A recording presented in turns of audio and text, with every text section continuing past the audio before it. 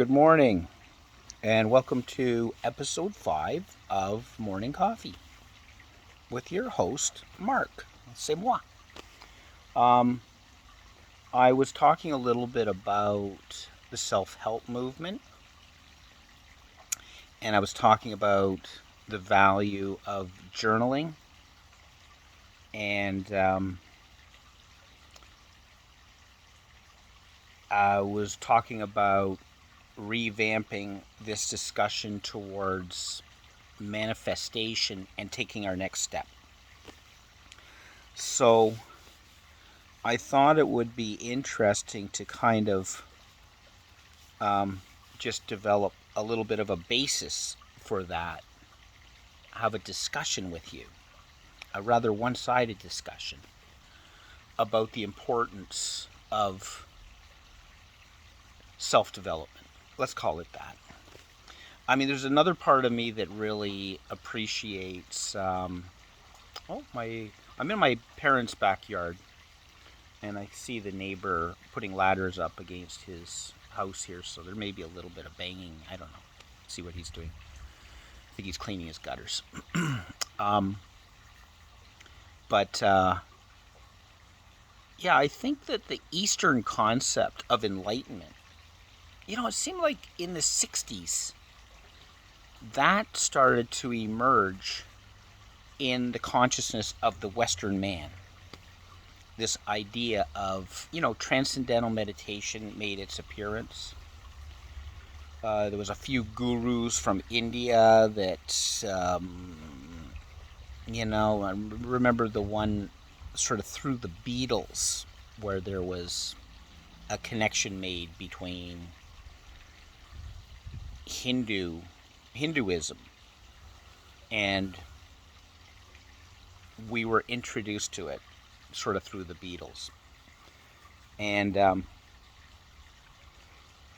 course, yoga exploded onto the scene and continues to kind of make some inroads, although it's sort of veered off into some, the core parts of yoga, the most important aspects of it seem to have been largely forgotten. Now everyone's doing hot yoga and forgetting that the whole concept of yoga really is about enlightenment. It's about waking up to our potential. And I find that in this culture, it's almost as though there isn't a recognition, or there's a lack of belief that there's anything to wake up to. There's an assumption that we're already woken up. And there's a focus on intellectualism or the mind, where that is the only thing that's truly valued. Mind and money, how success seems to be almost entirely measured in terms of what you got, things. And it's one of the things that I appreciate about Eastern thought, where, there's at least a knowledge and a recognition that life is about something much more than materialism. And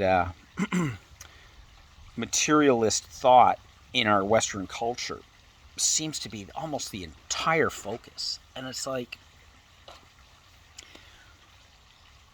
I just wonder, I think there's people that get it naturally, that is not what it's all about, that it makes absolutely no sense for a being that lives 80 to maximum 100 years, basically, to spend their lives accumulating stuff.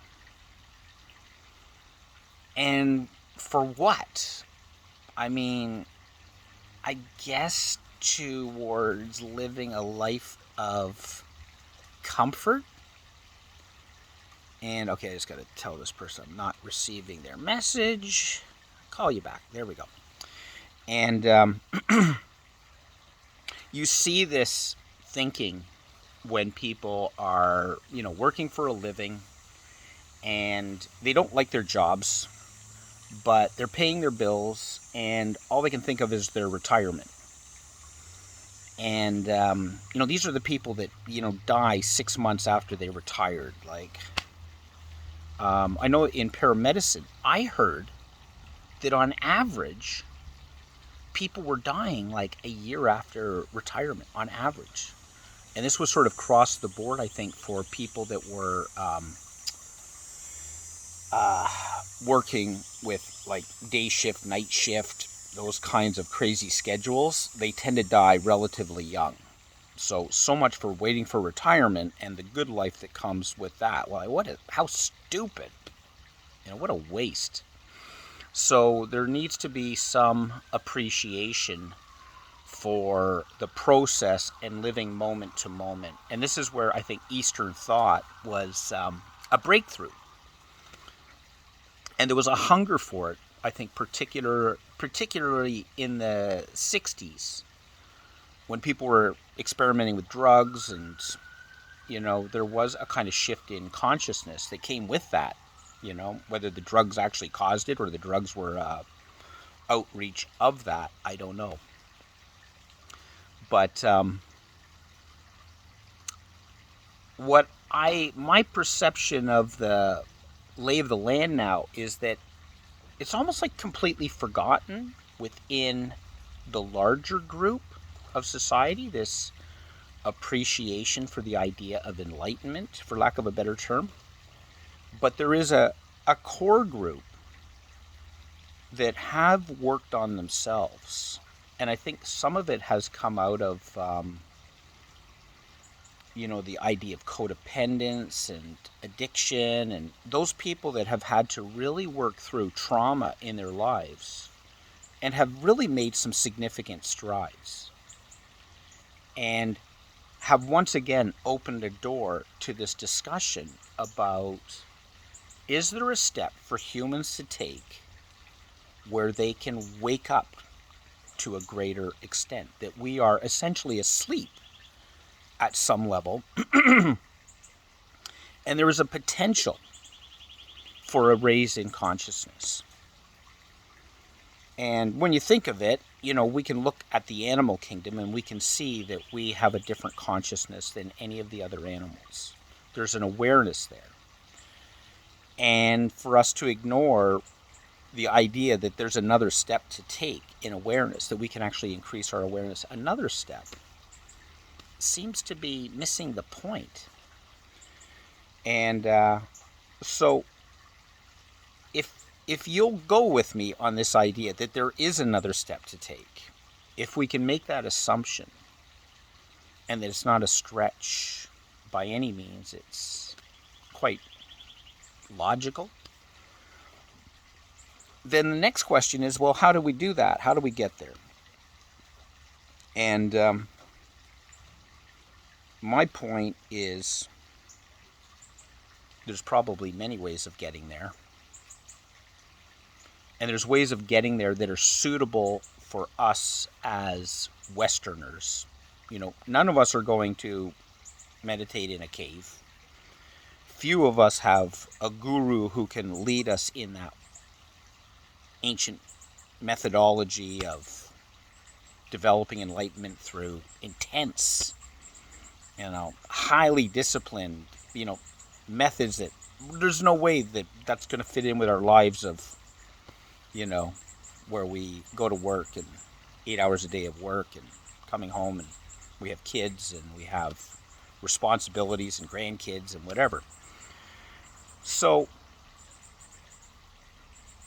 my thought is, don't underestimate the value of a journal.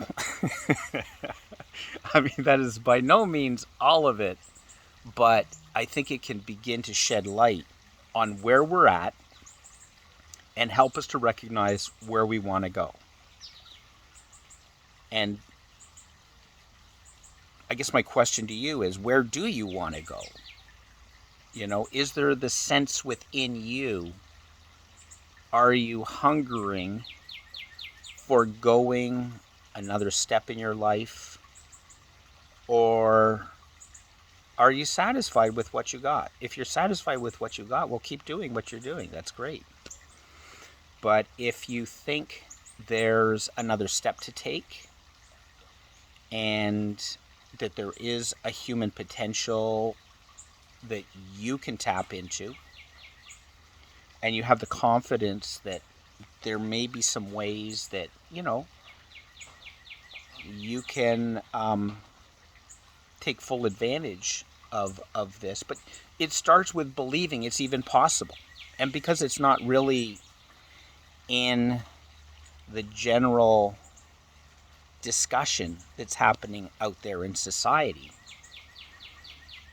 I think we have to be careful we don't get sucked into forgetting that and conforming and just finding all of a sudden our lives are essentially over and we're starting to go downhill, and well, that was that. Did I make the most of that life? Was my greatest accomplishment that I was, opening doors for people and being kind, or did I really tap into my personal human potential?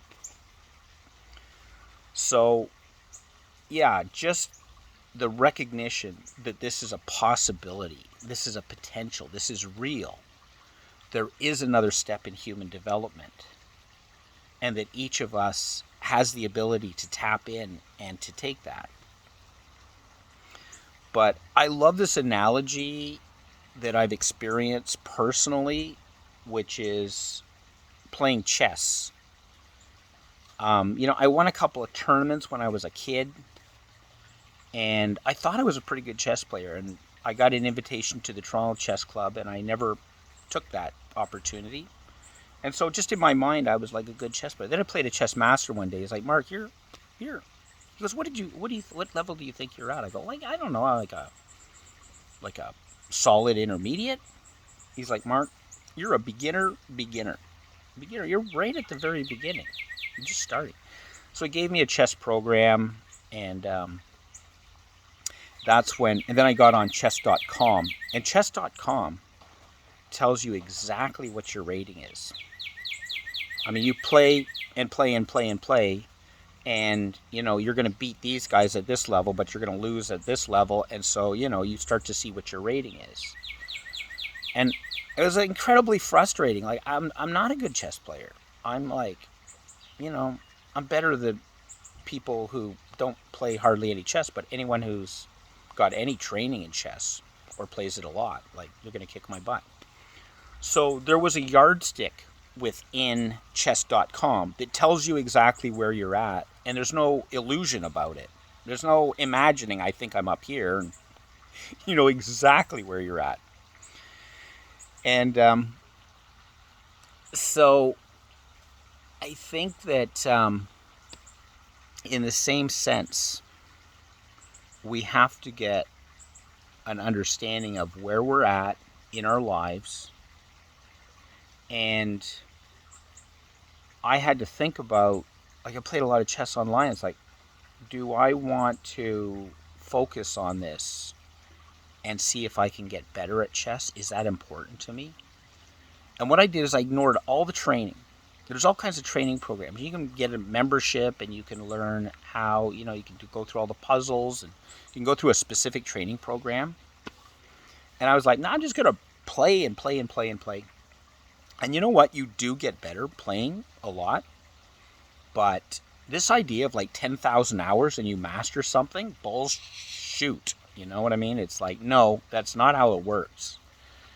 It's not just 10,000 random hours putting your attention on something. It's 10,000 hours with training. You need mentorship in order to get to the higher levels, or what is called mastership in any particular endeavor. So, you can pretty much forget it unless you're some kind of like natural, outrageously talented person within, you start chess at 4 years old, and the Bobby Fischer type who, well, he was self-taught, but he still learned from the masters through books. He learned Russian in order to be able to understand the Russian. Chess was the Russian game. They were the masters at it. He learned Russian in order to, be able to communicate and understand the Russian textbooks about chess, and went over and defeated the Russians. It's an outrageous accomplishment. It's unbelievable. But the point is that unless you have training, unless you have a mentor, unless you tap into what is already known about personal development, enlightenment, you ain't going to get there. You're not going to get there by your own means. Very unlikely. Maybe not impossible, but very unlikely. So, if you begin with the premise that there's somewhere to go, there's a place to develop to, and you really believe that, because without that belief or knowledge, really, it's pointless. You're just going to be randomly living a life like everybody else with a general lack of awareness of what life is all about. And I'm not trying to tell you what life is all about. I'm saying it's a process. There's a way that we can learn about what it actually is, rather than being in a fog and confused about, and ending up on your deathbed going like, well, I was born with some dreams and some ideas, and I died with those dreams and ideas never realized, and my growth was very minimal. Versus, I took some steps, and I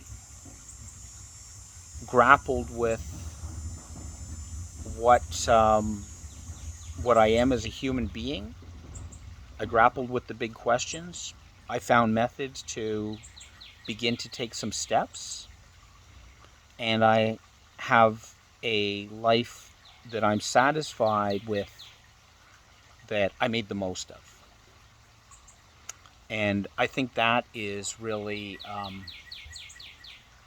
I guess what I'm talking about isn't important to everybody. I don't know why. It's like,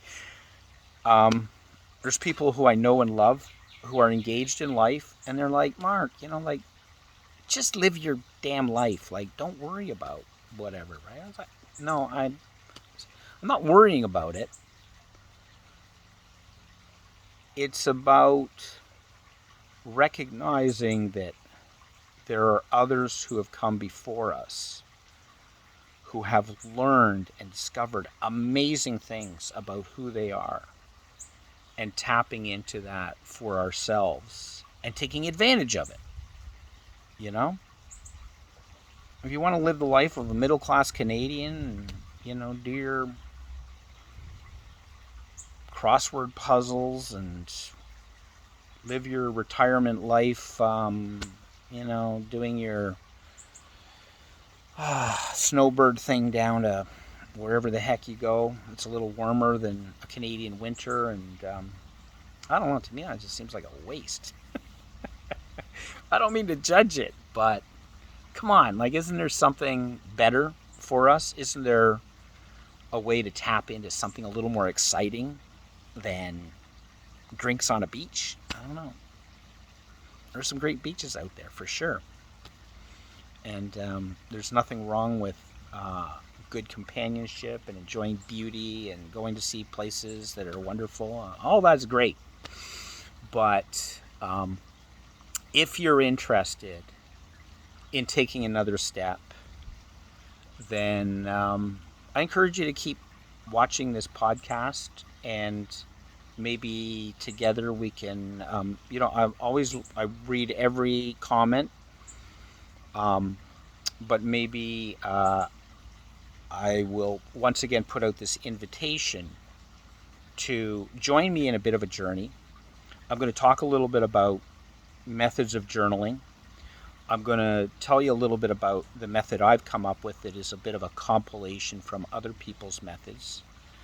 I figure I'm kind of like the dumbest guy on the block, right? Like, you know, someone who's got some great concepts and like they're trying to teach people, and like I'm the guy that it's going over my head and I don't get it. So when I understand something, it's great because I can teach the other dummies like you out there. But I can put it in a form that anyone can access. There's a lot of stuff out there that's inaccessible. So I'm joking. I'm not a dummy, and you're not a dummy. I'm just saying that there's a language that we can speak where we can communicate, and it doesn't have to be complex. We can simplify things, and we can find methods that work for everybody. So have a great day, and I will see you for episode 6.